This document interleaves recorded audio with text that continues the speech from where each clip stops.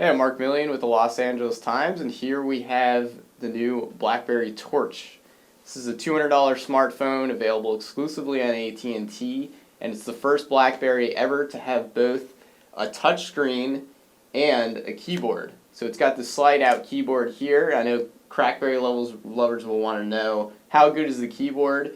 It's not quite as good as something like the Bold or some of the older BlackBerries. You know, it's kind of cramped since it needs to be able to slide in and out, and the keys aren't as pronounced. But compared to something like the Motorola Droid, it's way ahead.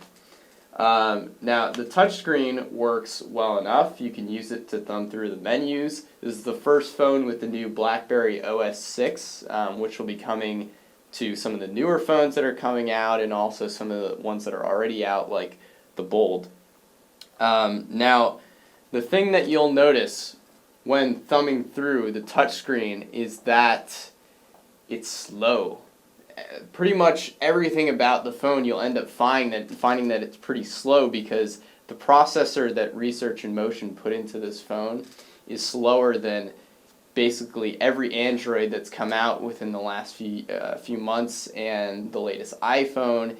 It's just slow. It can't handle media-rich web pages as well as some of its competitors. Gaming, you're not going to see gaming anywhere on par with the iPhone or the Android, just because the developers can't squeeze enough juice out of this processor.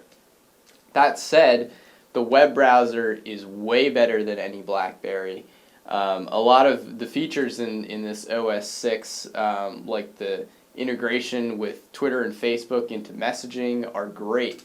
So as a productivity device, it's excellent. As a touchscreen phone where you tend to expect to be able to play some 3D games and to be able to have some great video features, it's not quite there. It does have wireless music syncing with your computer, which is kind of cool. It doesn't really work well on a Mac. I wasn't able to set it up on that, but on Windows it's fine.